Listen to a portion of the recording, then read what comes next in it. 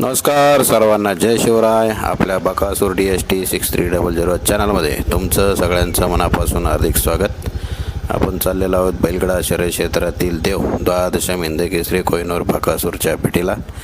आणि हाच तो ट्रॅक आहे. या ट्रॅकवरती 6300 धावणीची जे नंदी आहेत त्या सगळ्यांचं ट्रेनिंग चालू असतं किंवा वर्कआउट इथं चालू असतो. आता आपण आलेलो आहोत देवाच्या गोट्यावर आणि तिथं एंट्री केल्या हे काही चेक्स लावलेले आहेत आणि काही त्यांनी जिंकलेली बक्षिसं देखील आहेत. गदा आहेत, ट्रॉफीज आहेत आणि आपण हे पाहू शकतो असे कित्येक बक्षिसं खऱ्या अर्थाने त्यांनी जिंकलेली आहेत. आणि गोट्यावरती एक नवीन छोटंसं मांजर पाहायला मिळालं.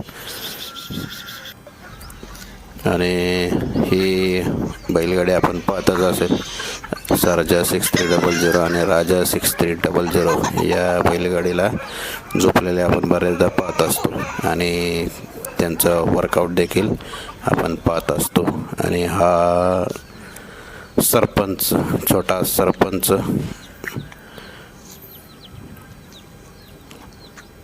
सरपंचला देखील हल्ली अधूनमधून फेरे चालू असतात. डाव्या खांद्याने त्याचं ट्रेनिंग चालू आहे. डाव्या खांद्याने पळण्यासाठी त्याला ट्रेनिंग दिलं जाते आणि डाव्या खांदी त्याचं चांगल्या पद्धतीत स्पीड आहे. सरपंच 6300 शिंगांना देखील त्याचा असा उत्तम कलर लावलेला आहे. आणि ही मूर्ती लहान पण कीर्तिमान. हिचं नाव राणी आहे. राणी 6300 बैलगडा शर्यत क्षेत्रातील देव कोहिनूर बकासूरला पळायला शिकवणारी ही ती राणी 6300. उंचीने एकदम अशी लहान आहे पण स्पीड तुफान आहे. आणि बऱ्याचदा ट्रेनिंग आता वासरांना देखील हिच्याबरोबर ट्रेनिंग दिलं जातं.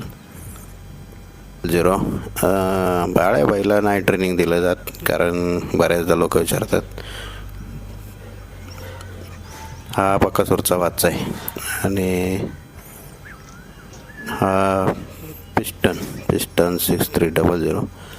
सध्या थोडंसं उन्हाचे दिवस चालू आहेत त्यामुळं सगळ्यांची जी अरेंजमेंट आहे ती थोडीशी वेगळ्या साईडला केलेली आहे.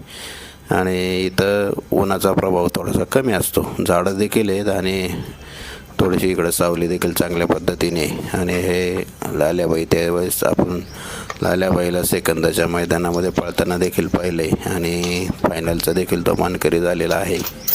आणि पुणे किंवा आजूबाजूच्या परिसरात जेव्हा मैदानं होतील तेव्हा साम्राज्य लाल्याबाई हे प्रामुख्याने पाहायला मिळतील.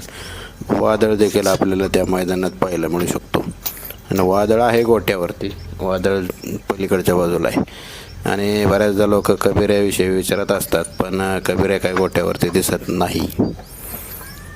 लाल्याबाई 6300 आणि हा पिस्टन 6300 हे पण एक वासरू आहे. आणि लाल्याबाई देखील आता सध्या चांगल्या पद्धतीने सेकंदाच्या मैदानात पळतोय.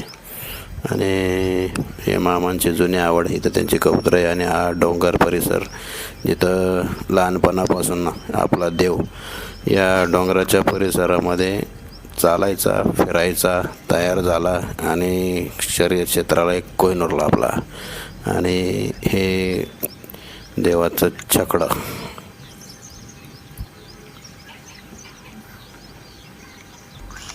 आणि हा वादळ, कारण अनेक जण कमेंट करत होते की वादळ कुठे वादळ आहे. आणि वादळ देखील आपल्याला येत्या काळामध्ये पळताना दिसेल. वादळ, साम्राज्य, लाल्याबाई, सरपंच यांचे अधूनमधून जवळपासच्या मैदानामध्ये फेरे चालू असतात आणि त्यांचं ट्रेनिंग चालू आहे. येत्या काळात आपल्याला ते मैदानात सगळी पळताना दिसतीलच. त्यामुळे त्यांचं ट्रेनिंग तर चालूच आहे. आणि महाराजचं खऱ्या अर्थाने प्रमोशन झाले. आता महाराजला बघा देवाच्या शेजारची जागा मिळालेली आहे.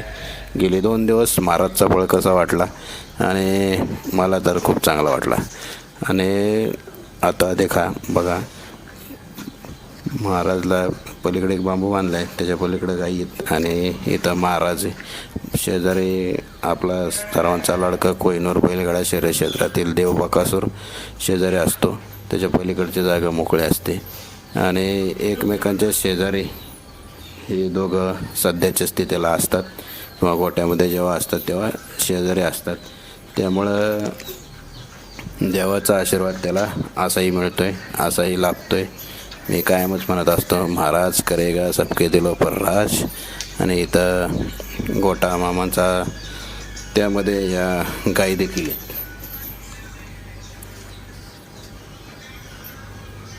आणि इथं पलीकडच्या बाजूला गाई आणि म्हशी या बांधण्यासाठी हा गोठा आहे. त्यांचा दुग्ध व्यवसाय असल्या कारणामुळे त्यांच्याकडे गाई आणि म्हशी भरपूर आहेत. आणि साम्राज्य 6300 साम्राज्याला आता आपण सध्या सेकंदाच्या मैदानामध्ये पळताना पाहतोय. काही मैदानामध्ये साम्राज्य आणि लाल्याबाई या दोघांचा गुलाल देखील झालेला आहे. साम्राज्य पलीकडं वादळ देखील आहे. आणि काल गोठ्यावर जेव्हा गेलो होतो तेव्हा आपला सर्वांचा लाडका कोहिनूर बैलगाडा शर्यत क्षेत्रातील देव मी जाण्याच्या अर्धा एक तास अगोदरच एका कार्यक्रमासाठी बाहेर गेलेला होता. त्यामुळं देवाची काही भेट झाली नाही.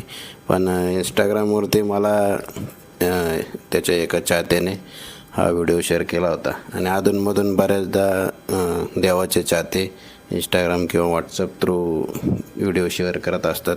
त्याबद्दल त्या सर्वांचं धन्यवाद.